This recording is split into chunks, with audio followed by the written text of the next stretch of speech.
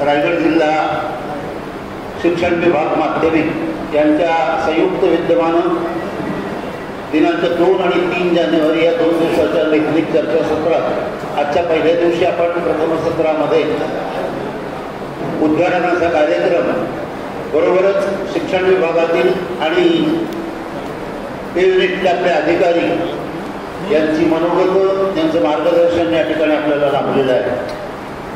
आजच्या या चर्चासत्राच्या पहिल्या दिवसाच्या दुसऱ्या सत्रामध्ये आपण पुन्हा एकदा सर्वांचं मनपूर्वक या ठिकाणी स्वागत करतो मी जिल्हा संघाच्या वतीनं। रजिस्ट्रेशन इथे उपस्थित असलेल्या सगळ्या मंडळीचं झालेलं आहे ना? प्रत्येकाला फाईल मिळाली आहे ना? त्या फाईलमध्ये आपण काही 2 फुलस्केप पेपर आणि इन्कम टॅक्सचा फॉर्म ठेवलेला आहे। आपण फार भाग्यवान आहोत की महाराष्ट्रामधून विविध जिल्ह्यांमधून आपल्याला मार्गदर्शन करण्यासाठी, आपल्या सर्वांमध्ये सहभागी होण्यासाठी, आपल्याची हितगुज साधण्यासाठी आपले तज्ञ मार्गदर्शक या ठिकाणी उपस्थित राहतात। सकाळच्या समारंभाला येण्यासाठी इथून नाशिकचा जवळपास 250 ते 300 किलोमीटरचा प्रवास करून आदरणीय नाडगौडा सर या ठिकाणी उपस्थित झालेले आहेत।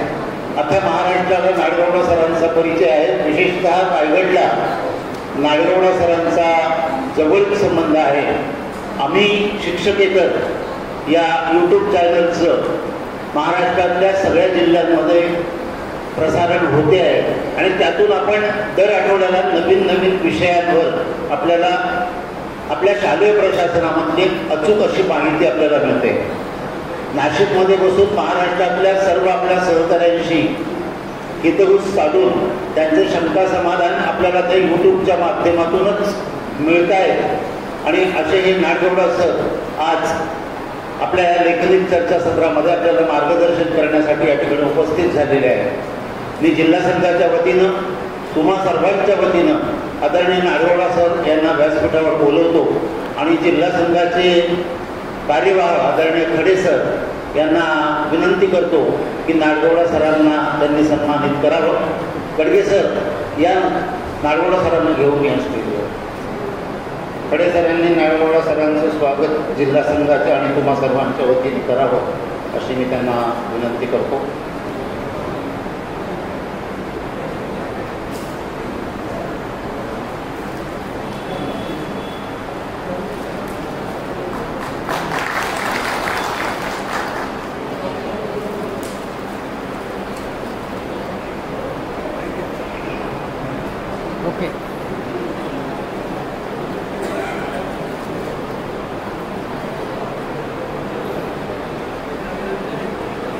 मित्रांनो, व्यासपीठावर बसलेली मंडळी ही आपल्याच शिक्षण क्षेत्रातून शालेय प्रशासनाचं काम अगदी मनपूर्वक करून आज महाराष्ट्रभर ॲडव्होकेट अरुण ठाकरे असतील, आदरणीय नाडगौडा सर असतील, बाबा गडगे सर असतील यांनी आपल्या कामावर पूर्णतः लक्ष केंद्रित करून आज महाराष्ट्रातल्या सर्व उपस्थित जिल्ह्यांमध्ये या मंडळीचं नाव आहे।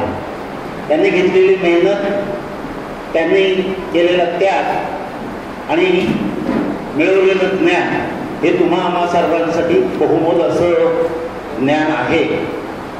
आदरणीय ॲडव्होकेट ठाकरे सर ही गेली 10 ते 15 वर्ष आपल्या या रायगड जिल्हा शिक्षकेतर संघटनेशी अगदी जवळचे संबंध त्यांचे आहेत। प्रत्येक लेखनिक चर्चासत्रामध्ये आपल्याला घेऊन अचूक असं मार्गदर्शन इन्कम टॅक्स किंवा शालेय प्रशासन या बाबतीत करून आपल्या सर्वांच्या शंकांचं समाधान करणारे ॲडव्होकेट अरुण ठाकरे सर या ठिकाणी सकाळपासून उपस्थित आहेत। तुम्हा सर्वांच्या वतीनं मी त्यांचं मनपूर्वक या ठिकाणी स्वागत करतो। ठाकरे सरांना रायगड जिल्ह्यातली सगळी मंडळी ओळखते आणि ते सुद्धा आपल्या एका निमंत्रणावरून महाडपासून अमरावती 900 किलोमीटर अंतर आहे आणि केवळ आपल्या सर्वांमध्ये सहभागी होण्यासाठी, आपल्याला मार्गदर्शन करण्यासाठी आपल्या शंकांचं समाधान करण्यासाठी इतक्या लांबून या ठिकाणी येतात. गेली अनेक चर्चासत्रामध्ये रायगड जिल्ह्यामध्ये ठाकरे सर उपस्थित आहे. थोडक्यात त्यांचा परिचय तुम्हाला तर आहेच, व्यक्तिमत्व कसं आहे, परंतु त्यांच्याबद्दलचं बायोडेटा माझ्या समोर आहे, ते तुम्हाला मी वाचून दाखवतो. ॲडव्होकेट अरुण ठाकरे सर, जन्म आहे 15 जून 1956. तुम्ही वय किती होते ते काढा की ह्या वयात ते इतके तरुण पूर्ण महाराष्ट्रभर मार्गदर्शन करतात. TDS असेल, इन्कम टॅक्स असेल, या बाबतीत केवळ अमरावती कॉर्पोरेशनमध्ये नाही तर ठाकरे सर विदर्भातल्या 5 ते 7 जिल्ह्यांमध्ये TDS आणि इन्कम टॅक्सचं ITR काम असेल, ट्रस्टचं काम असेल, हे सगळं त्यांच्या ऑफिसमध्ये. मी बऱ्याच वेळा अमरावतीला जातो तेव्हा बघतो की 25-30 लोकांचा आत्ता स्टॉप आहे आणि एक नवीन इमारत त्या ठिकाणी बांधायला घेतली आहे. त्यांचं टार्गेट आहे, आज त्यांच्याकडे 15,000 क्लायंट जॉईन झालेले आहेत. या 1-2 वर्षामध्ये, वर्षभरातच 25,000 क्लायंट त्यांच्याशी जॉईन व्हावे असा संकल्प ठाकरे सरांचा, त्यांचा मुलगा अमोलजी, सुनबाई या सगळ्यांचा आहे. आणि प्रत्येकाला अचूक मार्गदर्शन करून इन्कम टॅक्सला फाईल सबमिट करणं.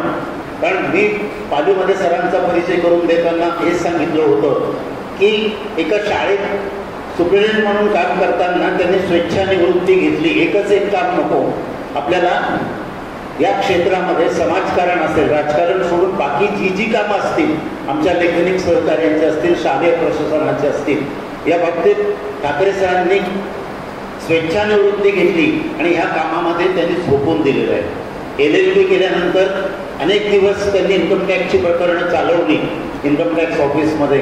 आणि नंतर मग आज अशी परिस्थिती आहे की तुम्ही एकदा अमरावतीला गेले की ठाकरे सरांना भेटा, त्यांच्या ऑफिसची काय परिस्थिती. इतरांचं काम करण्यामध्ये जे समाधान आहे ते मी अनुभवलेलं आहे त्यांच्या ग्रुपकडून.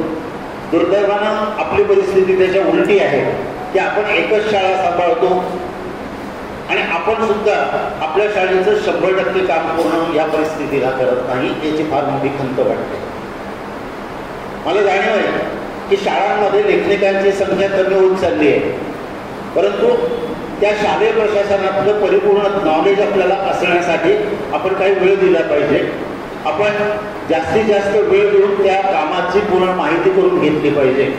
आज बऱ्याच वेळा आपण बघतोय की पगार बिलांसारख्या दर महिन्याच्या गोष्टी असू देत, पेन्शन केस महिन्यातून 2 महिन्यातून 4 महिन्यातून एखादं असू देत, या सगळ्या गोष्टी ज्या सेवा पुस्तकं अनेक ठिकाणी अपुरी असतात आणि एखादं एक्सपर्टला बोलवून ते आपण पूर्ण करतो. ही परिस्थिती, मी तुमची तक्रार करत नाहीये, परंतु पेन्शन केस करण्यासाठी जिल्ह्यामध्ये तर तालुक्यात 5-6 जण आहेत, त्यांना आपण आउटसोर्सिंग ही कामं देतोय, करून घेतोय. त्यांनी दिलेली पेन्शन केसची 2-3 फाईल आपल्या समोर आल्यानंतर आपले मुख्याध्यापक सुद्धा आपल्या विश्वासावर तिथे शिक्के मारल्यावर सह्या करतात. ही परिस्थिती आजची आपली आहे. तर माझी विनंती आहे की आपण सुद्धा या क्षेत्रामध्ये परिपूर्ण झालं पाहिजे. आपण जे स्वीकारलं एवढं त्याच्यात आपण जास्तीत जास्त आपला वेळ देऊन कसं आपल्याला ते नॉलेज मिळेल हे बघितलं पाहिजे. मला आठवतं की कर्जतमध्ये माणगाववाडीमध्ये आपण चर्चासत्र 7-8-10 वर्षापूर्वी आयोजित केलं होतं आणि त्या चर्चासत्रातलं माझं वाक्य मला आठवते की आदरणीय नागरगोडा सर असतील, बाबा गडके सर असतील, ठाकरे सर असतील, हे आपल्यासाठी हाकेला हात देऊन कधी पण येत आहेत. परंतु रायगड जिल्ह्यातला एखादं आमचा लेखनिक त्याच्या सेवेचा अनुभव घेऊन, एखादा विषय घेऊन आमच्याच लोकांसमोर जर त्याने एखादं मार्गदर्शन केलं तर ही फार मोठी अभिमानाची गोष्ट आपल्या सर्वांसाठी आहे. म्हणून उद्या आपण एक प्रयोग करणार आहोत की आपल्यातला सेवेत असलेला एका लेखनिक सहकारी आपल्याला या ठिकाणी उभं राहून 1-1.5 तास मार्गदर्शन करणार. ती इम्प्लिमेंट आपण ह्या वर्षापासून करतोय. मी बऱ्याच वेळा आवाहन केलंय की प्रत्येक माणूस हुशार आहे प्रत्येक क्षेत्रामध्ये त्या विषयावर. तर आपण एखादा विषय घेऊन आपल्या सहकार्यांशी, कारण मी सकाळीच तेच बोललो की मोबाईलवर वाचणं, GR वाचणं यापेक्षा चर्चेतून आपल्याला जास्ती समाधान मिळते.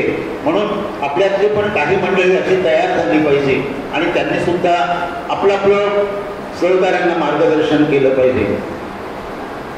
ॲडव्होकेट अरुण ठाकरे सरांचं काम फार महान आहे. नुसतं शिक्षण क्षेत्रात नाही तर LLB झाल्यानंतर त्यांनी अनेक कामं केली, अनेक सामाजिक संस्थांवर ते काम करतात, अनेक ठिकाणी विश्वस्त म्हणून ते काम करतात. आणि पालीच्या चर्चासत्रामध्ये मी बोललो होतो की ते या क्षेत्रातले गोल्ड मेडलिस्ट आहेत आणि त्यांचा सत्कार केवळ आमदार, खासदार, मंत्री यांच्या हस्ते न होता राष्ट्रपतींच्या हस्ते त्यांना गोल्ड मेडल देऊन सत्कार करण्यात आलेला आहे. हे फार मोठं व्यक्तिमत्व आपणा सर्वांना लाभलेलं आहे. पण केवळ शालेय प्रशासनच नाही तर अशा अनेक क्षेत्रांमध्ये एक फार मोठं श्रीकृष्णाचं मंदिर आहे की ज्या ठिकाणी ते विश्वस्त म्हणून काम करतात. अमरावतीसारख्या ग्रामीण भागामध्ये अनेक ठिकाणी जाऊन एक आपलं महत्त्वाची भूमिका ते त्या ठिकाणी करतात. लेखन कार्य जर म्हटलं तर केवळ लेक्चर देऊन तुमच्याशी तास 2 तास हितगुज करत नाही घेते तर आजपर्यंत अनेक ठिकाणी 6वा वेतन आयोग असेल, 5वा वेतन आयोग असेल, 7वा वेतन आयोग असेल, याच्यावर अनेक पुस्तकं त्यांनी काढली आहे.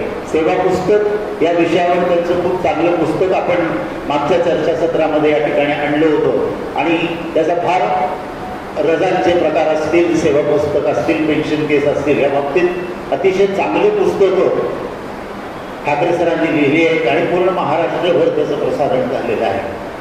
तर आपल्यातलेच एक सहकारी, पण आज आपण त्यांना गुरुस्थानी मानतो की जे आपल्याला या क्षेत्रातलं परिपूर्ण नॉलेज घेऊन ते आपल्या सर्वांसमोर मार्गदर्शन करतात. मध्ये 2दा आपण प्रयोग केला मुरुडला, श्रीवर्धनला.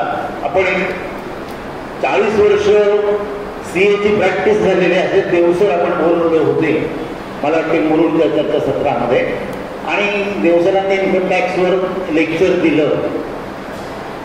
ते चॅरिटी बाबतीमध्ये इन्कम टॅक्सच्या बाबतीत बोलले, परंतु आमच्या सहकाऱ्यांना काय पाहिजे, आमच्या सहकाऱ्यांना IT रिटर्न, इंडिव्हिज्युअल आणि शाळेच्या बाबतीतली माहिती, तर फारसं समाधान तेव्हा लागलं नाही. रायगडच्या आमच्या लेखनिक सहकाऱ्यांना सुद्धा ठाकरे सरांचं प्रेझेंटेशन खूप आवडते आणि ठाकरे सरांना आपल्याकडे यायला खूप आवडते. अतिशय मोठी फॉर्म आज अमरावतीमध्ये 5, 6, 7 जिल्ह्यांचं काम करत असताना ठाकरे सरांना मी अनुभवलेलं आहे. खरं बघायला गेलं तर एखादा माणूस असं म्हटलं जाते एखादा माणूस मोठा होतो तेव्हा त्याच्या पत्नीचा फार मोठा सहभाग त्याच्या मागे असतो. सहभाग म्हणजे ज्यावेळी ठाकरे सर आपल्याकडे आले तेव्हा ठाकरे ताई सुद्धा त्यांच्यासोबत आपल्याबरोबर या ठिकाणी आले आहेत. हे काय नाही, मला असं म्हणायचं नाही की बाईंना काही संशय असे कुठे गेले बाबा,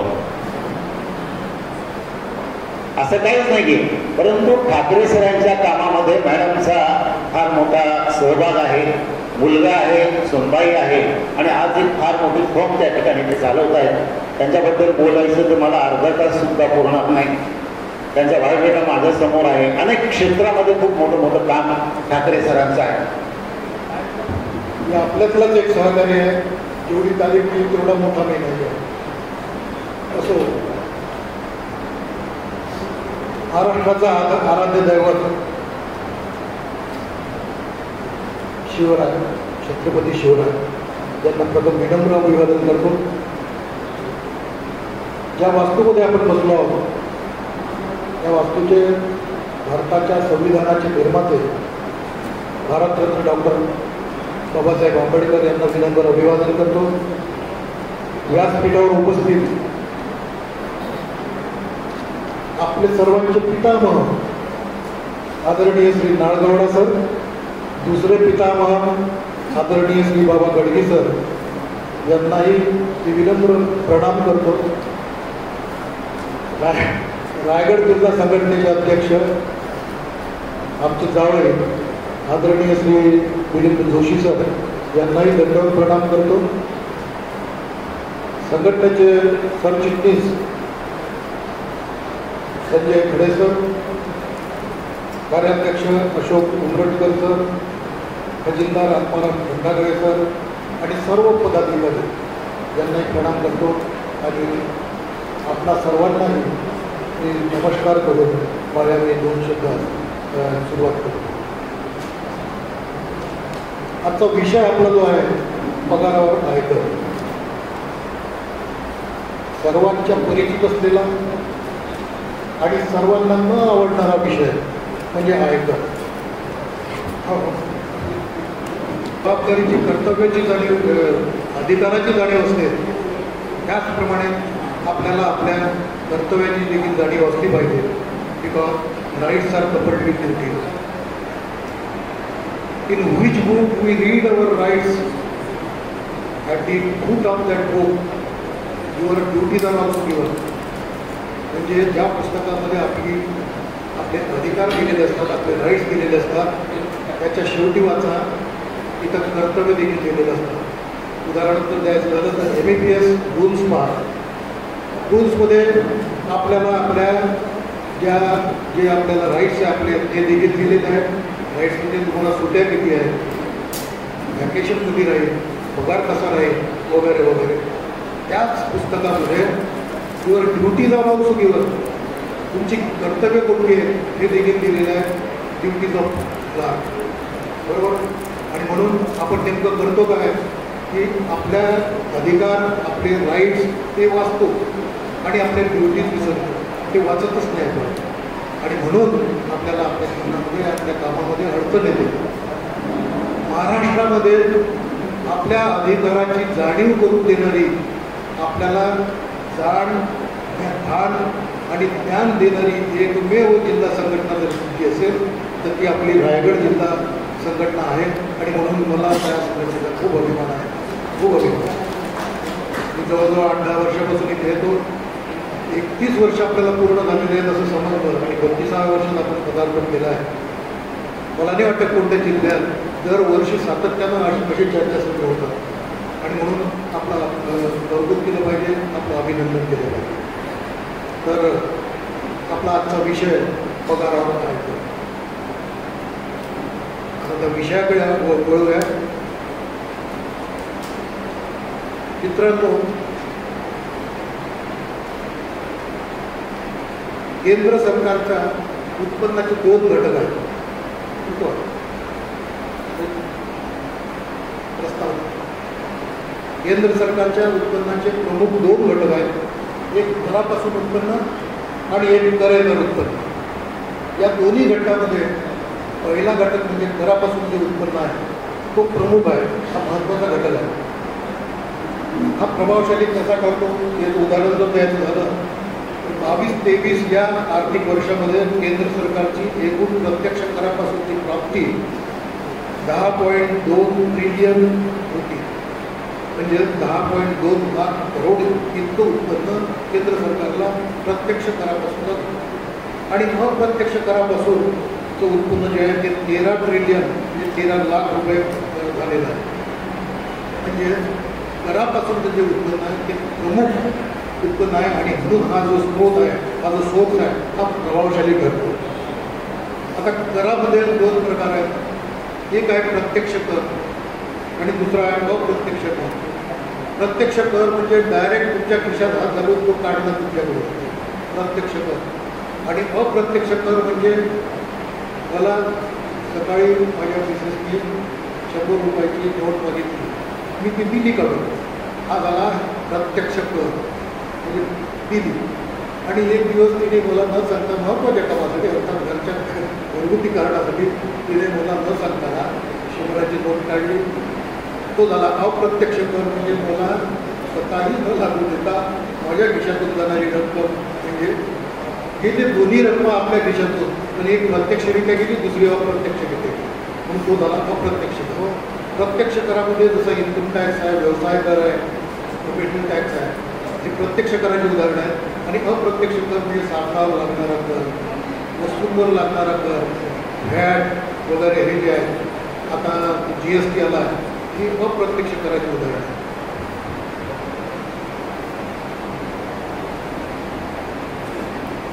प्रत्यक्ष करामध्ये पुन्हा 2 प्रमुख प्रकार आहेत. एक निगम कर म्हणजे कॉर्पोरेट टॅक्स आणि दुसरा उत्पन्न कर म्हणजे उत्पन्नावर लागणारा टॅक्स, इन्कम टॅक्स.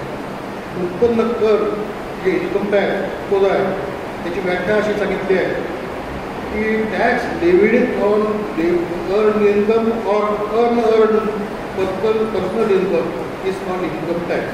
म्हणजेच उत्पन्नावरील कर. आता आयकराच्या दृष्टीने उत्पन्न म्हणजे आयकर कायद्याच्या कलम 14 मध्ये दर्शविलेल्या एकूण 5 स्रोतापासून मिळालेले एकूण 6 स्रोतापासून मिळालेले उत्पन्न.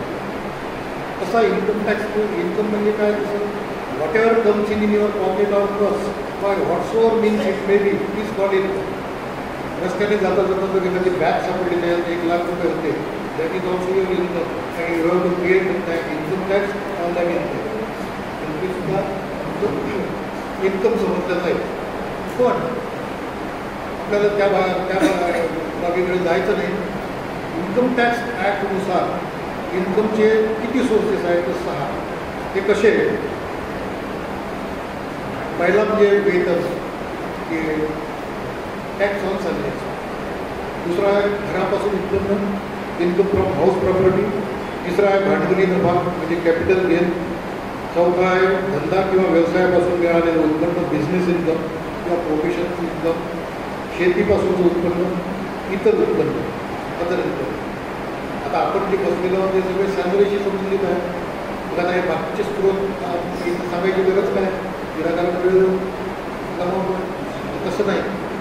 ज्या माणसाला सॅलरीपासून उत्पन्न असते त्या माणसाला शेतीपासून सुद्धा उत्पन्न असू शकते, बिझनेसपासून सुद्धा उत्पन्न असू शकते, भांडवली नफासुद्धा होऊ शकतो, घरापासून सुद्धा उत्पन्न होऊ शकते आणि इतर उत्पन्न तर असतेच असते.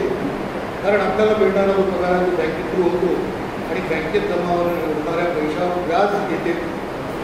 व्याज म्हणजे इतर सोर्सपासून मिळालेलं उत्पन्न. सांगायचं तात्पर्य असं आहे की इन्कम टॅक्सचं रिटर्न भरताना या सर्व स्रोतापासून मिळालेलं जे उत्पन्न आहे ते सर्व आपण इन्कमच्या आपल्या रिटर्नमध्ये घेतलं पाहिजे. नाही घेतलेलं काय होईल कोणाला माहिती. पण आता तसं नाही आहे. आता 26AS किंवा AIS नावाची एक सिस्टम आली आहे. ही तुमची कुंडली आहे. तुम्ही जे काही व्यवहार कराल किंवा जे काही व्यवहार डिटेक्ट होतील ज्याचं रिपोर्टिंग होईल बँकेकडून होणार किंवा तुम्ही स्वतः केलेलं मला रिपोर्टिंग ते जेव्हा होईल तेव्हा त्या ASमध्ये त्याची एंट्री होते आणि ॲटोमॅटिकली डिपार्टमेंटला माहीत होते की तुम्ही कोणत्या स्रोतापासून उत्पन्न मिळवलेलं. आणि म्हणून ही सर्व स्रोत जी आहे ती माहीत असणं गरजेचं आहे. सर्व स्रोतापासून मिळालेलं उत्पन्न ते हिशोबात घेतलं पाहिजे. जर नाही घेतलं तर that will be treated as concealment of income which is a crime. आणि क्राईम म्हणजे गुन्हा घडला की गुन्ह्याला शिक्षा असते. चुकीला माफी असते पण गुन्ह्याला शिक्षा असते. चूक केली तर दुरुस्त होऊ शकते पण गुन्हा केला तर त्याची शिक्षाच होते. आणि म्हणून कन्सिलमेंट ऑफ इन्कम म्हणजे उत्पन्न लपवणे त्याला तो क्राईम आहे.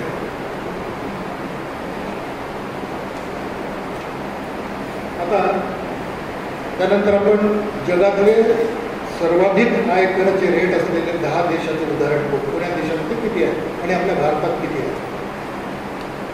तर समोर दिलेलं आहे पूर्व Ireland 58%, Sweden 55%, Denmark 55%, Netherland 52%, Belgium 50%, Japan 50%, Austria 50%, Britain 50%, Finland 49%, Ireland 48%. हे फक्त माहितीसाठी सांगणारे असं काही आपल्याला काम नाही या विषयी. पण हे सांगण्यामागचा उद्देशच आहे की आपल्या भारतामध्ये सर्वात कमी इन्कम टॅक्स रेट आहे तो म्हणजे 35.2. आपण जरी ओरडत असलो ना की किती इन्कम टॅक्स लागतो 35% गव्हर्नमेंट घेते. सरकारची वकिली करता येते. त्यानंतर आता इन्कम टॅक्सवर मी या ठिकाणी भाषण देतो आहे. तर तुम्हाला जर इन्कम टॅक्स समजून घ्यायचा असेल तर या सर्व गोष्टीला हे माहीत असणं गरजेचं आहे. आयकर कायदा 1961, आयकर नियम, इन्कम टॅक्स रूल्स, CBDT म्हणजे सर्वात मोठी संस्था आहे इन्कम टॅक्सची. तिनं काढलेले वेळोवेळी काढलेली सर्क्युलर, स्पष्टीकरण आणि विविध न्यायालयानं दिलेले निर्णय. आता इन्कम टॅक्सचा अभ्यास तुम्ही कशाला करणार मी सांगतो ना तुम्हाला तेवढंच समजायचं. बाकी आता आम्ही वकील लोक आहे ना हे अभ्यास करायचा तर याच्यावर तुम्ही जास्त जाऊ नका. माहिती म्हणून तुम्ही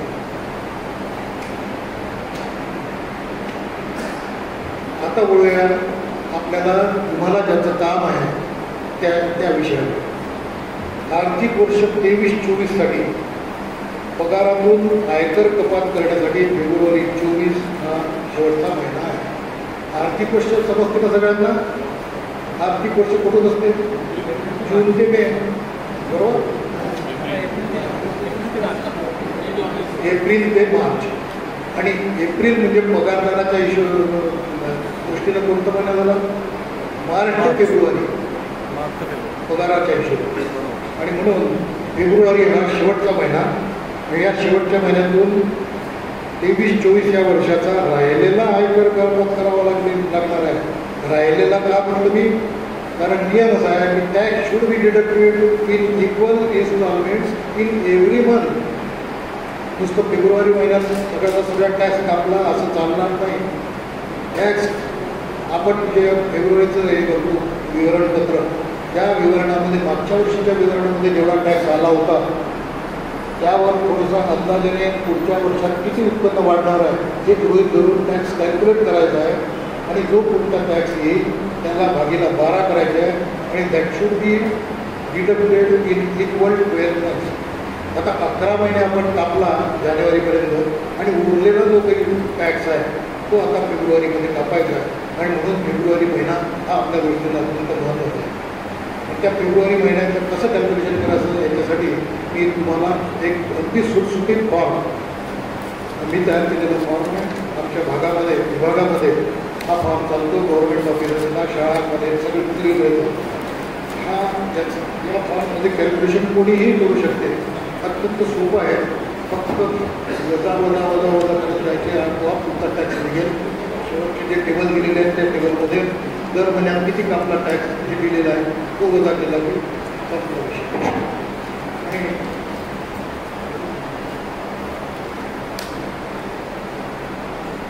23-24 या वर्षात मिळालेला पगार उत्पन्नाच्या हिशोबात घ्यावा लागेल. याशिवाय महागाई भत्ता वाढीची थकबाकी, मेडिकलचे बिलं वैद्यकीय ते सुद्धा घ्यावं लागेल. इतर थकबाकी असेल तरी तेही घ्यावं लागेल. आणि हे सर्व उत्पन्नात घ्यावं लागणार. या उत्पन्नात खालीलप्रमाणे आयकराचा हिशोब करून आयकर कापावा.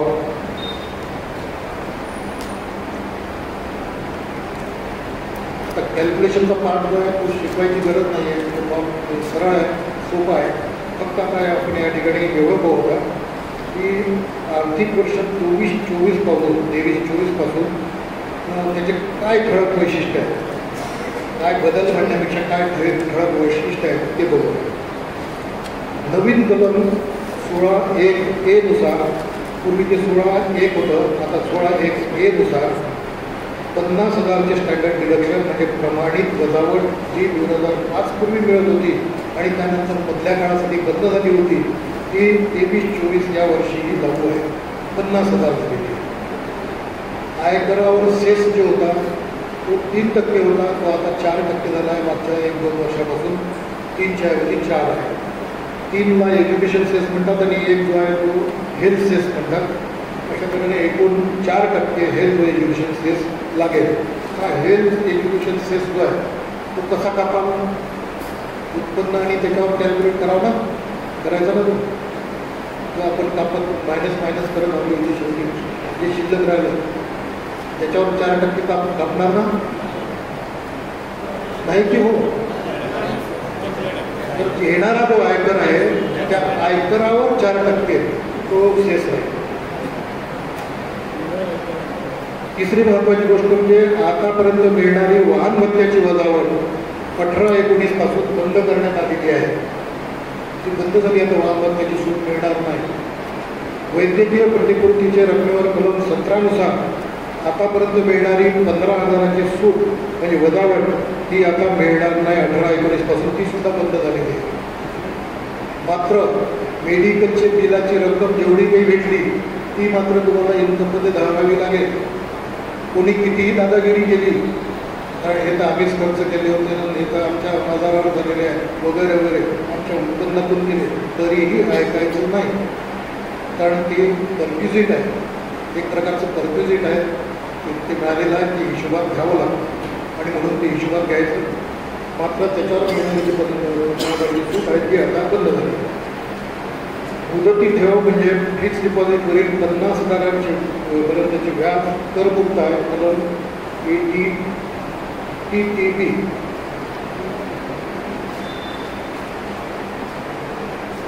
कलम AT-D4 अंतर्गत वरिष्ठ नागरिकांसाठी काढलेल्या आरोग्य विम्याचे पूर्वी 30,000 होते. 30,000च्या ऐवजी आता 50,000ची वजावट मिळेल. आपल्याकडे 1 लाखापर्यंतचा एकल हप्ता जर सिंगल प्रीमियम असलेल्या आरोग्य विम्याबाबत हेल्थ इन्शुरन्स जर असा विमा 5 वर्ष किंवा त्याहून अधिकचा असेल तर वजावट 5 वर्षात विभागून मिळू शकते. 1 लाख जर आहे तर 20,000 दरवर्षी घ्यायचे असं आपण घेऊ शकतो. ते ऑप्शन आहे. त्यानंतर कलम AT-TTB अंतर्गत वरिष्ठ नागरिकांसाठी औषधोपचार केलेल्या खर्चाची वजावट 60,000हून 1 लाखपर्यंत वाढवण्यात आलेली आहे. बारकाईनं वाचा हे काय म्हटलं. वरिष्ठ नागरिकांसाठी औषधोपचार केलेल्या खर्चाची वजावट आणि जिथे खर्चाचा संबंध होतो तिथे पावतीचा विषय आला. म्हणजे समजा AT-TTB आणि क्लेम करायचा असेल तर खर्चाची पावती लागेल. आतापर्यंत आमच्या प्रॅक्टिसमध्ये अशी पावती कोणी मागितली नाही, परंतु ती मागितल्या जाऊ शकते केव्हाही. म्हणून ती पावती आपल्या रेकॉर्डवर ठेवणं आवश्यक आहे. जुन्या नियमानुसार एकूण उत्पन्न 5 लाखापर्यंत करातून सूट होती. नवीन रेजिमनुसार म्हणजे आता ओल्ड रेजिम न्यू रेजिम आहे ना, त्यानंतर आपण समजून घेऊ काय भानगड आहे ती. तर ओल्ड रेजिमची 5 लाखापर्यंतची मुदत सूट होती. आता 7 लाखापर्यंतची सूट आहे. मर्यादा नाही म्हणत मी. मर्यादा तीच आहे. जुन्या यांची 2.5 लाख, नवीन यांची 3 लाख. 3 लाखापर्यंतचं उत्पन्न करमुक्त आणि जुन्या याच्यात 2.5 लाखापर्यंतचं उत्पन्न करमुक्त. ही सूट आहे. सूट म्हणजे काय भानगड आहे ते नंतर लक्षात येईल.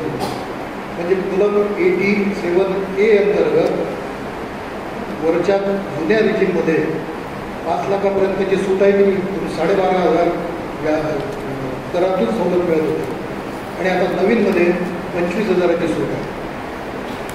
हा फरक आहे. आता 23-24मध्ये आयकराचे दर व वजावटी जुन्या रेजिमनुसार हे तर तुम्हाला माहिती आहे ना. 2.5 लाखापर्यंत नील आहे. 2.5 ते 5% आहे. 5 ते 10% 20% आहे आणि 10 लाखाच्या वर 30%. आणि त्याशिवाय कलम AT-7A ची सवलत 12,500 अधिक आयकरावर सेस 4% आणि नवीन रेजिमनुसार 3 लाखापर्यंत निरंक 3 ते 6 5%, 6 ते 9 10%, 9 ते 12 15% आणि 12 ते 15 20% व 15 लाखाच्या वर 30% टॅक्स लागेल. कलम AT-7A अंतर्गत 25,000ची आयकरातून सूट मिळेल. आयकरावर सेस जो आहे तो 4% सारखा. आता ओल्ड रेजिम आणि न्यू रेजिम याच्यात फरक काय आहे. तर ओल्ड रेजिमचे रेट वेगळे आहेत, न्यू रेजिमचे रेट वेगळे आहेत टॅक्सचे. न्यू रेजिम जर तुम्ही ऑप्ट केली म्हणजे त्याचा ऑप्शन जर निवडला तर तुम्हाला ही कलम AT-C अंतर्गत मिळणारे जे फायदे वजावटी आहेत ह्या मिळणार नाही. आता लक्षात जुन्या रेजिममध्ये ते मिळते. म्हणून आपल्याला कॅल्क्युलेट करून पाहायचं आहे की ह्या सवलती घेऊन फायदा होतो की ह्या सवलती सोडून फायदा होतो हे पाहायचं आहे. जनरली 7.5 लाखापर्यंत टॅक्स लागत नाही. 7.5 लाखापर्यंत 7.5 लाखाच्या वर टॅक्स लागतो आणि म्हणून मग कोणत्या रेजिममध्ये कमी येतो जास्त येतो हे तुम्हाला कॅल्क्युलेशन केल्याशिवाय समजत नाही. मी इथे मी किती समजून सांगितलं होतं ते लक्षात येणार. प्रत्यक्ष आपल्याला प्रॅक्टिकल करावं लागेल किंवा तुमच्या लक्षात येईल. आणि प्रॅक्टिकल करत असताना ते सोपं आहे, अतिशय सोपं आहे. या फॉर्ममध्ये तुम्ही वजावट करत जा. न्यू रेजिम असेल तर वजावट करण्याची आवश्यकता नाही. जुनी असेल तर वजावट करत जा.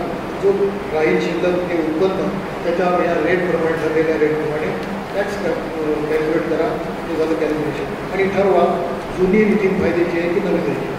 एक मात्र बदल या 23-24 पासून आलेला आहे तो असा आहे की तुम्हाला आतापर्यंत ओल्ड रिजिम किंवा न्यू रिजिम जी फायद्याची असेल ते सिस्टीम ठरवत होतं. आता तुम्हाला ऑप्शन द्यावं लागेल ओल्ड घ्यायचे की जुनी घ्यायचे. जर तुम्ही जुन्याचा ऑप्शन दिला नाही तर तुम्हाला नवीनच पाहिजे असं गृहीत धरलं जाईल आणि नवीन याच्याप्रमाणे तुम्हाला तुमचं कॅल्क्युलेशन होईल. मग फायदा हो जर तोटा, म्हणून तो ऑप्शन देणं अत्यंत गरजेचं आहे. कॅल्क्युलेशन करणं अत्यंत गरजेचं आहे. आता वजावटी कोणत्या मिळतात अर्थात हे जुन्या रिजिमसाठी लागू होईल. करदाता जर खालील अटी पूर्ण करत असेल तर त्यांना घरभाड्याची सवलत मिळते. HRची कलम 13 त्यांनी खालील अटीची पूर्तता करायला पाहिजे. एक तर त्याच्या करदात्याचं स्वतःचं घर नसावं. करदाता भाड्याच्या घरात राहत असून त्याचा घरभाड्यावर खर्च होत असावा प्रत्यक्ष. वरील दोन्ही अटी पूर्ण करणाऱ्या करदात्याला खालीलप्रमाणे घरभाड्याची सूट मिळेल. मात्र रजिस्टर करारनामा, भाडे पावती व घर मालकाचा पॅन देणे आवश्यक नाही. घरभाड्याची सूट जर घ्यायची असेल तर ते कॅल्क्युलेशन असं आहे की आर्थिक वर्षात मिळालेली घरभाडे भत्त्याची रक्कम व प्रत्यक्ष दिलेले घरभाडे पुणे पगाराच्या 10%. पगार म्हणजे इथे वेतन अधिक महागाई भत्ता. आणि तिसरं पगाराच्या 40% ब यापैकी जी रक्कम कमी असेल ती सूट मिळेल. आणि भाड्याचं घर जर मुंबई, कलकत्ता, दिल्ली व चेन्नई या ठिकाणी असेल तर क मध्ये पगाराच्या 50% रक्कम घ्यावी. एक उदाहरण दिलेलं आहे. समजा वेतन अधिक ग्रेड वेतन बरोबर तुम्ही पगार हा 3,57,000 आहे. महागाई भत्ता 4,24,830 आहे. दोघांचे टोटल 5,81,830 होते. घरभाडे भत्ता मिळालेला जो आहे तो 71,400 आहे. दिलेले घरभाडे 12,000 प्रतिमाह प्रमाणे 12 महिन्याचे 1,44,000 आहे.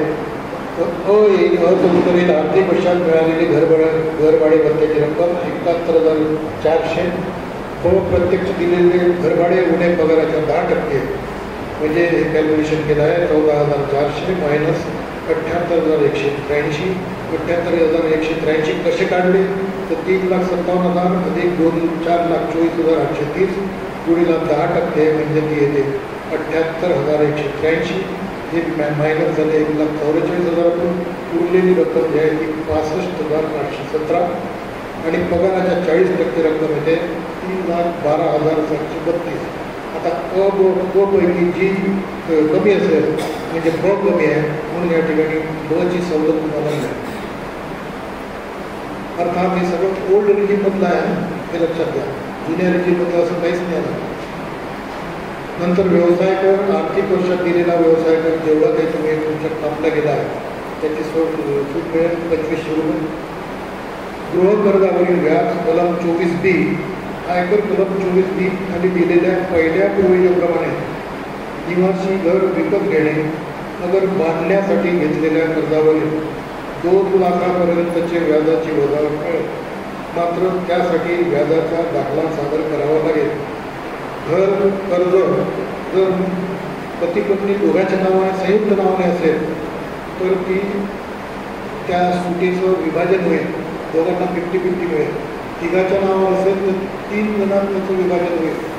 एकाला सूट नाही मिळणार नाही हे लक्षात घ्यायचं आहे. त्यानंतर हे 2 घरासाठी मिळू शकते.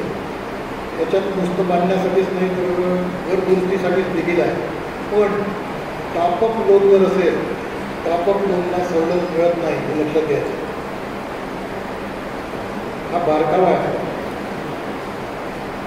आता त्यानंतर आयकर कायद्याच्या चॅप्टर 6A खालील वजावटी कलम 80C ही अत्यंत महत्त्वाची आहे. इथे दिलेलं आहे.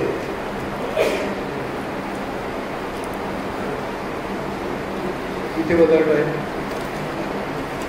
तर या सर्व गुंतवणुकीची टोटल 1,50,000 या 1,50,000च्या वर सवलत मिळत नाही.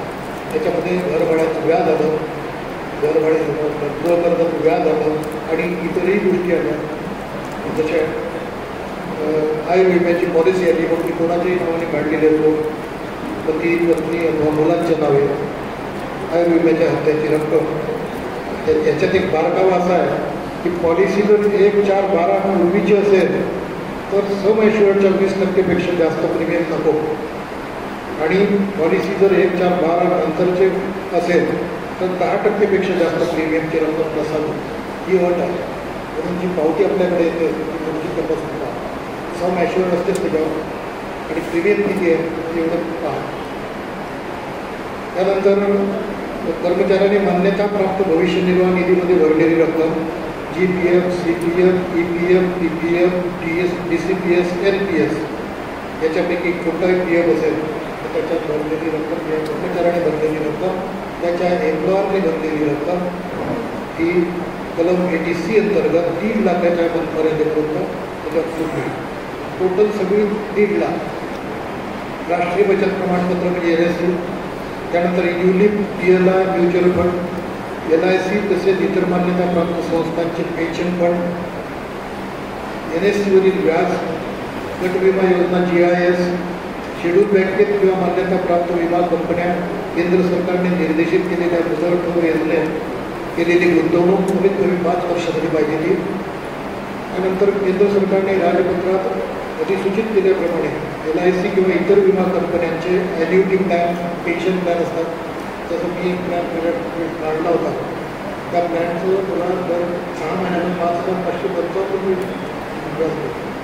सगळ्यात चांगली पॉलिसी होती ती, दर 6 महिन्याला. अशी आता नाही आहे असा प्लॅन. तर असा कोणता ॲन्युटी प्लॅन जर असेल तर त्या प्लॅनमध्ये केलेलं इन्व्हेस्टमेंट जे आहे ते सुद्धा या 1.5 लाखात येते. त्यानंतर शिक्षण शुल्क 2 मुलांपर्यंत त्यांच्या पूर्णवेळ शिक्षणासाठी दिलेले फक्त शिक्षण शुल्क, ट्युशन फी, पण प्रायव्हेट ट्युशन फी लावतो आपण सरांकडे, ती ट्युशन नाही. शाळेत भरलेली ट्युशन फी, ॲडमिशन फी, दर फी असते की नाही, त्यातली शिक्षण शुल्क फक्त, पण ती नर्सरीपासून असो की एकदम हायर एज्युकेशनपर्यंत असो, ट्युशन फी ही 1.5 लाखात येते. निवासी घर किंवा खरेदी किंवा बांधणीसाठी घेतलेल्या कर्जाच्या हप्त्याची परतफेड व घर खरेदीच्या वेळी भरलेले मुद्रांक शुल्क, स्टॅम्प ड्युटी, नोंदणी शुल्क. कारण हे सगळं मी याच्यासाठी इन्क्लूड केलं. आता ते लोकांचे फोन येतात, सर हे का ते का ते का, म्हणून आता हे सगळं डिटेल बनवलेलं आहे. तर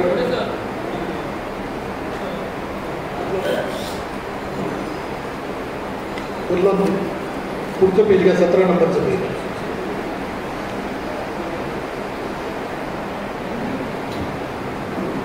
निवासी घर खरेदी किंवा बांधणीसाठी घेतलेल्या कर्जाची हप्त्याची परतफेड व घर खरेदीच्या वेळी भरलेले मुद्रांक शुल्क, वस्तू नोंदणी शुल्क. नंतर पोस्ट ऑफिस मुदत ठेवीत किमान 5 वर्षे मुदतीसाठी ठेवलेली गुंतवलेली रक्कम, TD म्हणतात त्याला, TD, पोस्टात केलेली TD. पोस्ट ऑफिसमध्ये मुलींसाठी नव्याने सुरू करण्यात आलेली सुकन्या समृद्धी योजना. गृहकर्ज व मालमत्ता पती पत्नी दोघांच्या नावाने संयुक्त म्हणजे को-बारोवर असेल तर सुटीचे विभाजन होतील. मगाशी सांगितलं मी 2 किंवा अधिक कोटी. आणि या व केंद्र सरकारने अधिसूचित केलेल्या इतरही काही गुंतवणुकीमध्ये सर्व मिळून एकूण गुंतवणूक 1.5 लाख 1,50,000 पर्यंत वजावट मिळेल. आता याच्यानंतरचा जो मुद्दा आहे हा 1.5 लाखाच्या व्यतिरिक्त आहे. NPS मध्ये, नॅशनल पेन्शन स्कीम मध्ये गुंतवणूक जर केली, तुम्ही अतिरिक्त 50,000 टाकले तर त्या 1.5 लाखाच्या व्यतिरिक्त ते सूट तुम्हाला मिळेल. म्हणजे 1.5 + 50 2 लाख रुपये. त्यानंतर आता हे सुरू झाल्यानंतरच्या सवलती सुटी ह्या आता ATCच्या नंतरच्या 1.5 लाखाच्या व्यतिरिक्त आहेत. Medical insurance premium, mediclaim 80D. करदाता स्वतःसाठी किंवा पती पत्नी, मुले किंवा अवलंबून असलेल्या आईवडिलांसाठी मेडिक्लेम इन्शुरन्सचा हप्ता जर भरत असेल तर 25,000 पर्यंतचा अवलंबिक व्यक्ती 25,000पर्यंत करमुक्त असेल. हे डायरेक्ट करमुक्त होते ते डायरेक्ट इन्कममधून वजा होते बरं का. इन्कममधूनच वजा करायचे. वजा करत करत करत ते आलो आपण हे मायनस करायचे. आणि अवलंबित व्यक्ती जर ज्येष्ठ नागरिक असेल 50,000पर्यंत दिली जाणारी वजा 25,000च्या व्यतिरिक्त असेल म्हणजे 25 + 25 50,000. आता कलम 80D अपंग व्यक्तीच्या औषधोपचार व पालन पोषणासाठी केलेला खर्च. पालन पोषणासाठी केलेला खर्च म्हटलं ती पावती आहे. अवलंबून असलेल्या अपंग व्यक्तीच्या औषधोपचारासाठी, नर्सिंगसाठी, प्रशिक्षणासाठी, त्याच्या विकासासाठी केलेला खर्च साधारण अपंगत्व जर असेल तर 75,000 रुपयापर्यंत आणि गंभीर अपंगत्व जर असेल तर 1,25,000पर्यंत सवलत मिळेल. साधारण म्हणजे का 40% खाली जर असेल अपंगत्व तर ते अपंगत्वच धरलं जातं. 40 ते 80पर्यंतचं साधारण अपंगत्व आणि 80च्या वर जर असेल तर ते गंभीर अपंगत्व. साधारणसाठी 75,000 रुपये कलम 80D आणि गंभीर असेल तर 1,25,000. काही विशिष्ट रोगांच्या औषधोपचारावर होणाऱ्या खर्चाची रक्कम वजावर कलम 80DB करदाता व त्याच्यावर अवलंबून व्यक्तीच्या आयकर नियमाच्या अवलंबून व्यक्तीच्या खर्चासाठी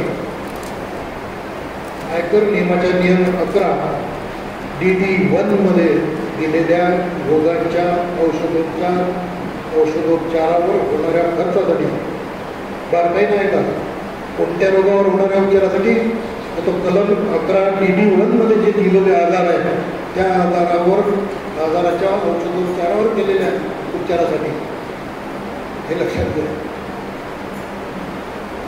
तर ती सूट मिळते. कलम 80D नुसार इंडियन मेडिकल असोसिएशन द्वारा नोंदणीकृत डॉक्टरांनी फॉर्म 10I मध्ये दिलेल्या प्रमाणपत्राचे आधारे म्हणजे हे प्रमाणपत्र आवश्यक आहे ही वजावट मिळेल. अवलंबित व्यक्तीमध्ये पती पत्नी, मुले मुली, आई वडील, भाऊ बहीण यांचा समावेश होतो. आता ते स्पेसिफिक आधार कोणते आहे पडलं 21 नंबर. तर आता हे आधाराचे आहे की वाचता येईल इतके कठीण आहे. बदलतो डायमेन्शिया, डायस्टोनिया, मस्क्युलोरम किंवा motor neuron, अटॅक्झिया, Korea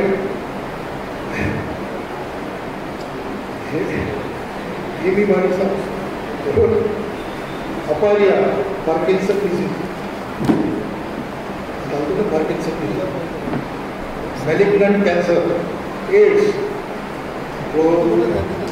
Chronicle failure, haematological disorder, haemophilia आणि थॅलासेमिया असे जे 14 आजार आहेत. या 14 आजाराच्या उपचारावर जर खर्च केला असेल तर या शिक्षणाखाली जर डॉक्टरचं सर्टिफिकेट असेल तर तुम्हाला 40,000साठी सूट मिळेल आणि ज्येष्ठ नागरिक असेल तर 1 लाखाची सूट. त्यानंतर कलम 80E उच्च शिक्षणासाठी घेतलेल्या कर्जावरील व्याजाची परतफेड. मग आता ते उच्च शिक्षण स्वतःचं असो किंवा नातेवाईकाचं असो त्याच्या उच्च शिक्षणासाठी घेतलेल्या कर्जाच्या व्याजाची परतफेड रक्कम 8 वर्षापर्यंत वजावटीस पात्र राहील. नातेवाईकामध्ये पती पत्नी मुले यांचा समावेश असेल. परतफेडीची हप्त्यावर सूट नाही, फक्त व्याजाची सूट मिळेल. उच्च शिक्षणामध्ये ग्रॅज्युएट, पोस्ट ग्रॅज्युएट स्तरावरील इंजिनिअरिंग, वैद्यकशास्त्र, व्यवस्थापन किंवा पोस्ट ग्रॅज्युएट स्तरावरील प्युअर सायन्स, अप्लाइड सायन्स, गणित, सांख्यिकी या विषयावरील उच्च शिक्षणाचा समावेश होतो.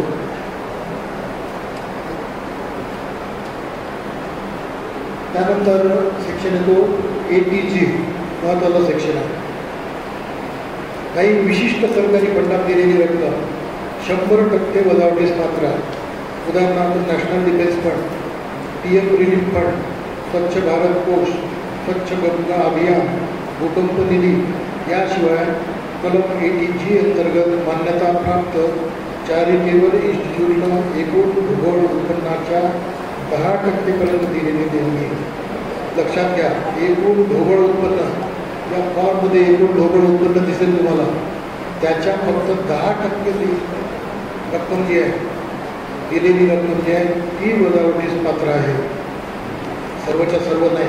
एखाद्यानं 5 लाख रुपये डोनेशन दिलं तर देऊ शकते डोनेशन द्यायला मनाई नाही, परंतु वजावटीस कोणतं पात्र आहे? ढोबळ उत्पन्नाच्या 10%. मात्र ही 10%ची अट जी आहे ही सरकारी देणगीसाठी नाही आहे, हेही लक्षात घ्या. सरकारच्या पट्ट्यात जर 5 लाख रुपये दिले तर ते पूर्ण वजावट.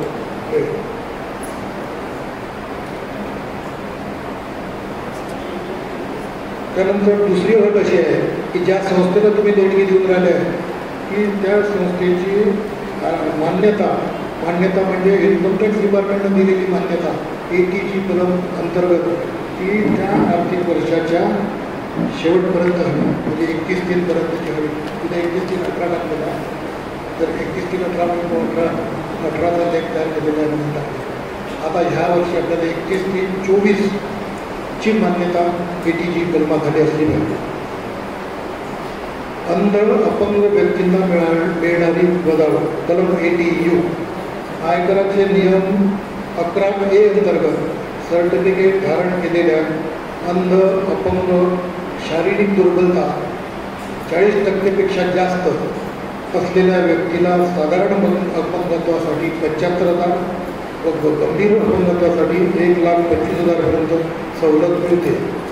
आता मागे आपण अपंगाचं पाहिलं, आता हे कलम आहे, तर लक्षात घ्या हे कलम 80U हे स्वतः कर्मचारी जर अपंग असेल त्याच्यासाठी लागू होते. 40%पेक्षा कमी असेल तर मिळणारच नाही. 40 ते 80 असेल तर 75,000 रुपये मिळेल, आणि 80पेक्षा जास्त असेल तर 1,25,000 त्याच्या उत्पन्नातून डायरेक्ट वजा होईल. अपंगत्वामध्ये काय काय येते तर ऑटिझम, सेरेब्रल पॉल्सी किंवा बहुविकलांगत्व जसे mental retardation and multiple disabilities act 1999 मधील अपंगांच्या व्याख्येनुसार अपंग वजावटी आहे. याशिवाय अनेक वजावटी प्रकरण 6 मध्ये येतात ज्याचा फारसा फायदा पगारदार उत्पन्न करदात्यांना होत नसल्यामुळे तिथे देण्याचे टाळले. आता इन्कम टॅक्सचे रेट किती आहे ते पाहिलं, उत्पन्न म्हणजे काय आहे ते पाहिलं, आणि उत्पन्नाचं कॅल्क्युलेशन कसं करावं. त्याचे सेवा आयोजक एखादं काय आहे की 6 महिने एका ठिकाणी, दुसरे 6 महिने बदली झाल्यानंतर दुसऱ्या ठिकाणी कसे असतात, तर पहिला सेवा आयोजक किती आहे, दुसऱ्या सेवा आयोगाचं उत्पन्न किती आहे, असं वर्षभराचं किती आहे त्याची टोटल वजा सूट म्हणजे स्टँडर्ड डिडक्शन ते ट्रॅव्हल अमाऊंट जर तो ट्रॅव्हल एरियामध्ये काम करत असेल तो, आणि HRA जर तो नियमात या आता सांगितलेल्या नियमात बसत असेल तर HRA, आणि हे वजा जाता 1-2 वजा जाता राहिलेलं जे आहे तो खाली येईल. त्याच्यातून व्यवसाय कर वजा होईल. घर बांधणीसाठीचं व्याज 2 लाखापर्यंत, 2.5 लाख नसेल तर फक्त 2 लाखापर्यंतची सूट मिळेल, 2 लाखापर्यंत तो व्याज वजा होईल. आता जे शिल्लक राहिलं ते एकूण सकल उत्पन्न राहील. आणि वजा चॅप्टर 6A अंतर्गत या ज्या वजावटी आहेत या वजावटी वजा करायच्या आहेत. याच्या व्यतिरिक्त NPSचे सांगितले मी मगाशी 50,000 ते जर असतील तर ते ॲड करायचे आणि ते सुद्धा वजा करायचे आहे. आणि असे झाले 2 लाख. 2 लाख झाल्यानंतर एकूण गुंतवणूक जी आहे ती वरच्या रकमेतून वजा केल्यानंतर राहणारं उत्पन्न आहे ते होईल एकूण करपात्र उत्पन्न. आता या वजावटी वजा केल्यानंतर सेक्शन 80A अंतर्गत सेव्हिंग बँकेचं इंटरेस्ट जे आहे ते प्लस करावं लागेल. 80D अंतर्गत मेडिक्लेम वजा करावा लागेल. 80G अंतर्गतला CM रिलीफ फंड तो वजा करावा लागेल. सेक्शन 80 CCD NPS एम्प्लॉय हे वर आलेलं आहे याच्यात ते वजा करावं लागेल. Section 80U 80DB handicap dependent तर त्याचे वजा करावे लागतील. 80G अंतर्गत डोनेशन ते वजा करावं लागेल. एकूण वजावटी 6 ते 7 या टोटल वजा केल्यानंतर मग जे राहील ते होईल एकूण करपात्र उत्पन्न. आणि हे उत्पन्न जे आहे याच्या 10% फक्त डोनेशन देऊ शकतो हे लक्षात घ्या. एकूण वजावटी वजा केल्यानंतर जे राहणार आहे शिल्लक राहणार आहे डोनेशनच्या बाबतीत 10% मगाशी जे सांगितलं ते. आता इन्कम टॅक्सचे रेट जे आहेत ते जुन्यानुसार दिलेले आहेत आणि नवीननुसार दिलेले आहेत. आपल्याला कॅल्क्युलेट करून पाहायचं आहे कोणत्या याच्यात फायदा होतो. जर नसेल ज्याच्यात नसेल ते ऑफ करायचं नाही आहे, ज्याच्यात असेल ते ऑफ करायचं. आणि असं ऑप्शन जर आपण दिलं नसेल तर तुमचं ऑप्शन नवीनचंच आहे असं समजलं जाईल आणि कॅल्क्युलेशन होईल. आणि नंतर येणारा जो आयकर आहे त्याच्यात मग 87 कलम अन्वय जुनी रिजीम असेल तर 12,500, नवी रिजीम असेल तर 25,000 तुम्हाला टॅक्समधून सवलत मिळेल. नंतर उरलेल्या रकमेवर 4% सेस लागेल. आणि आता हे बद्दल आयकर किती लागतो ते निर्धारित होईल. आणि हा जो आयकर आहे हा तुम्ही 12 महिन्यात कापला की नाही कापला हे आता खाली दिसले. प्रत्येक महिन्यात किती कापला आणि उरलेला जो आयकर आहे तो तुम्हाला आता फेब्रुवारी महिन्यात कापला. तर त्याला कॅल्क्युलेशन आता एक फक्त 5 ते 10 मिनिटात तुम्हाला एक महत्त्वाची सांगतो आणि मग मी रजा घेतो. ते असं ते आता आजकाल नोटीसच येणं सुरू झालं आहे. प्रत्येकाला नोटीस येत आहे. या नोटीस येण्याचे कारण काय? मगाशी सांगितल्याप्रमाणे EIS, EIS आणि एक 26 years नावाचे फॉर्म आहे. म्हणजे सिस्टीममध्ये ते सिस्टीम आहे. EIS काय आहे? EIS म्हणजे 2 सोर्सेसमध्ये तुमचं एक उत्पन्न ते तिकडे रेकॉर्ड झालं आहे. तिकडे पाठवला गेला आणि ते तुमच्या उत्पन्नामध्ये ॲड केला गेला. बाहेरून म्हणजे कसं बँकेतून मिळालेलं व्याज बँके थ्रू गेलं, पोस्टातून मिळालेलं व्याज पोस्टातून गेलं. तुम्ही समजा एखादा खरेदीचा व्यवहार केला असेल तर ते सुद्धा तिकडे रेकॉर्ड झालं. अशा तऱ्हेनं बाहेरच्या सोर्सेसमधून आणि तुमचा सोर्स म्हणजे तुम्ही जे रिटर्न भरलं त्या सोर्समधून तुम्ही किती दाखवलं ते तुमचा टॅक्स किती कापला गेला वरच्या सोर्सेसमधून आणि या सोर्समधून ते सगळं 26 years नावाच्या फॉर्ममध्ये रेकॉर्ड होईल. EIS मध्ये रेकॉर्ड होईल. आणि इन्कम टॅक्सचं रिटर्न भरत असताना हे फॉर्म पहिल्यांदा डाउनलोड करावं लागतं आणि पाहावं लागतं. आमच्याकडे रिटर्न भरायला कोणी आलं तर पहिले कुंडली काढतात किंवा पगारचं उत्पन्न झालं बाकीचं सांगणं काहीच नाही काहीच नाही. यंदा ही कुंडली सांगते ना तो अमुक तुझा प्लॉट विकला, तुझ्या खात्यात इतके लाख रुपये डिपॉझिट केले, सहीमध्ये एवढे टाकले, 10,000 20,000 टाकता येत नाही. तुझं 15 लाख टाकले बाबा. मी ते पोरीनं पाठवले होते. पण पोरीनं जरी पाठवले तर तुझं उत्पन्न झालं ना आता. मला ते उत्पन्नात दाखवलं पाहिजे ना. तर सांगायचं तात्पर्य तुमचं उत्पन्न कुठंच लपत नाही ते दिसते त्याच्यामध्ये. आणि आता आयकर खात्याकडून आपल्याला कोणत्या नोटीस होती आणि त्याची काय काळजी घ्यायची.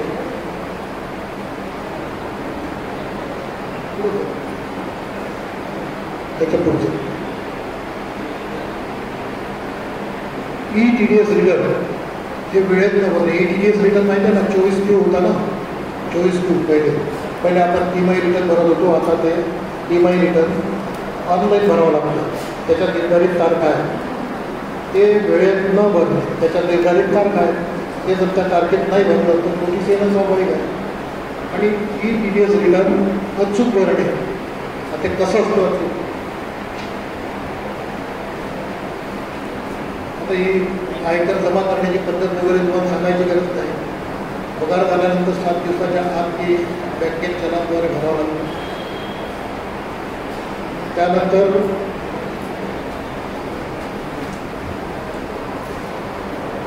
ETDS रिटर्न जे आहे ते भरताना टॅम नंबर बरोबर अचूक लिहा. तर ते दुसऱ्याच्या खात्यात जमा होऊ नये. असेसमेंट इयर बरोबर लिहा. आता हे 23-24 हे असेसमेंट आहे इयर आहे बरोबर आहे. 23-24 हे असेसमेंट इयर आहे. हे फायनान्शियल इयर आहे. याचं असेसमेंट इयर 24-25 आहे. आणि म्हणून त्याला चलान भरताना ETDS रिटर्न भरताना असेसमेंट इयर हे करेक्ट लिहिलं गेलं पाहिजे. जर चुकलं तर ठरलं. कारण समजा तुम्ही 24-25 असेसमेंट इयर जे आहे याचं 23-24 टाकलं की ते गेलं मागच्या वर्षात. तुमचा टॅक्स मागच्या वर्षात गेला मग तो रिव्हर्स करायला पुष्कळ हे लागते, रिवाईज रिटर्न करणे वगैरे वगैरे, आणि त्याचा जो दंड फाईन वगैरे पेनॉल्टी वगैरे याची ती येणारच. म्हणून इतकं ते महत्त्वाचं आहे. असेसमेंट इयर लिहिताना बरोबर लिहा. त्यानंतर आपण जो चालान नंबर टाकतो, त्याची डेट टाकतो, अमाऊंट टाकतो, असेसमेंट इयर टाकतो, पॅन टाकतो, टॅन टाकतो, या सर्व गोष्टी काळजी करून टाकायच्या. पॅन जरी चुकला तर एकाचा टॅक्स दुसऱ्याच्या खात्यात जाईल, त्याचं क्रेडिट त्याला भेटणार नाही आणि मग नोटीस आल्याशिवाय राहणार नाही. त्याला येईल तो फक्त तुमच्याकडे येईल आणि मग तुम्हाला जो पैसे माग माझा रिफंड नाही आला द्या पैसे. माझ्या ह्याच्यात तुम्ही टॅक्स कापला त्याचं बरोबर आहे, पण तो रिटर्न भरताना चुकलं त्याची सजा त्याला पाहिजे. तर त्याच्यावर उपाय आहे रिवाईज रिटर्न दाखल करणे आणि हे करणे. आणि एक गोष्ट लक्षात ठेवा, TDSच्या जे तारखा आहेत 31 जुलै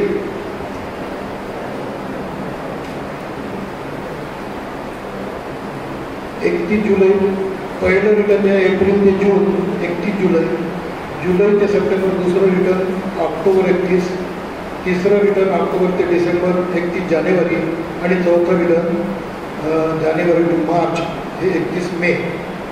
तर हे रिटर्न समजा 31 जुलैचं रिटर्न तुम्ही 2 ऑगस्टला भरलं, 2 दिवसाची तुम्हाला पेनल्टी लागेल. म्हणजे ही एक सवलत आहे एक प्रकारची की भरा तुम्ही तुमच्या 21 मार्चला भरा ना, काय हरकत नाही भरा, पण आमचा 200 रुपये पर डे फाईन जो आहे तो लागेल पेनल्टी. कसं आहे की interest can be waived, penalty cannot be असं म्हटलेलं आहे. पेनल्टी आहे ती, गुन्हा केला ना त्याची शिक्षा होणारी ही एक सवलत दिलेली आहे. बोर्डाची फी जी आहे आपण परीक्षा फॉर्म भरतो ना, तर ती लेट फी भरतो की नाही, भरा ना तुम्ही केव्हाही परीक्षेच्या 10 दिवस आधी भरा ना, चालतो भरू शकता. तर त्याची लेट फी जी आहे ती लेट फी भरावी लागेल.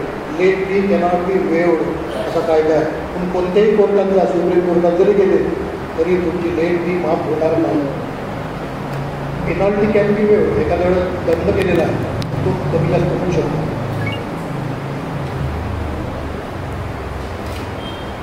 अशा तऱ्हेने या सर्व गोष्टी महत्त्वाच्या आहेत. याच्यात आपल्याला कोणाला काही शंका असेल तर आपण जरूर विचारू शकता. सर्वात महत्त्वाची गोष्ट म्हणजे आपण आतापर्यंत थोडासाही आवाज नाही करता, कोणत्याही प्रकारची काही शंका कुशंका न करता माझं एवढं सहन केलं त्याबद्दल मी सर्वप्रथम आपले आभार मानतो. संघटनेने दरवर्षीप्रमाणे मला या ठिकाणी बोलवून आपल्यावरचं प्रेम व्यक्त केलं त्याबद्दल संघटनेचेही आभार मानतो. माझा सन्मान केला, सत्कार केला, माझ्या मिसेसचाही केला, त्याबद्दल आपले सर्वांचे आणि संघटनेचे आभार मानतो आणि इथे थांबतो. धन्यवाद. बोला, ऐकू येते का? माहीत घ्या नाही बोला.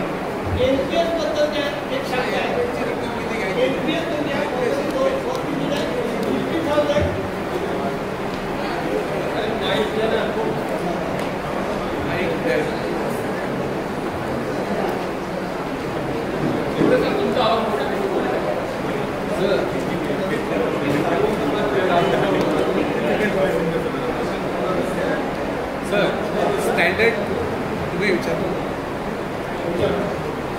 NPS जो तुम्ही दिलेला 50,000 आणि परत खाली जो NPS दिलेला आहे एम्प्लॉय त्याचं जर ते एम्प्लॉयचं जे आहे की नाही चुकून खाली आला आहे ते ATC मध्ये येते. एम्प्लॉई आणि एम्प्लॉय झाला एक मुद्दा क्लिअर झाला.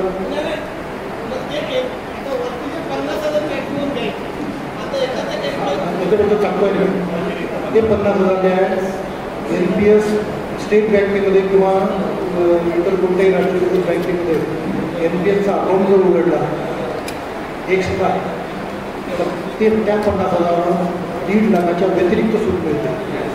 1.5 म्हणजे 2 होते, 2 लाख होतात.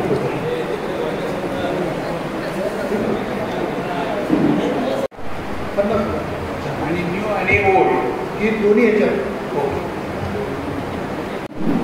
तुमचा हिस्सा 10% प्लस एम्प्लॉयचा हिस्सा 14%, हे चुकीनं या फॉर्ममध्ये खाली आला आहे म्हणजे ते सगळं वजावट झाल्यानंतर पुन्हा वजावट तर ते तसं नाही. ATC अंतर्गत 3 लाखामध्ये येतं. आता दुसरा मुद्दा, NPSचे याच्या व्यतिरिक्त जर 50,000 रुपये इन्व्हेस्ट केले असतील कोणी स्टेट बँकेमध्ये किंवा इतर तर ती 50,000 सोड एक्स्ट्रा आहे 3 लाखाच्या व्यतिरिक्त. ऐकत होतात. बऱ्याच मंडळींनी लिहून घेतलं नसेल कुठल्या धर्मांतर्गत आणि कुठल्या हेडखाली काय सूट मिळते. मी सरांना विनंती केली की तुम्ही जे बोलले किंवा समोर दाखवलं हे आमच्या मंडळींनी कदाचित घाईघाईत लिहिता आलं नसेल तर हे जे कायदे आहेत सरांकडचं जे कायद्यांचं त्यांनी मार्गदर्शन आपल्याला केलं त्याचे PDF करून आपण आपल्या ग्रुपवर टाकू जिल्हा संघटनेच्या जे तुम्हाला अधिक त्याची माहिती मिळू शकते. बरोबर आहे. कारण सर आता बोलत होते माझं लक्ष होतं तुम्ही सगळेजण ऐकत होता पण लिहून कोणी घेतलेलं नाहीये तर आपण ते करून आपल्या जिल्हा संघाच्या ग्रुपवर टाकणार आहोत.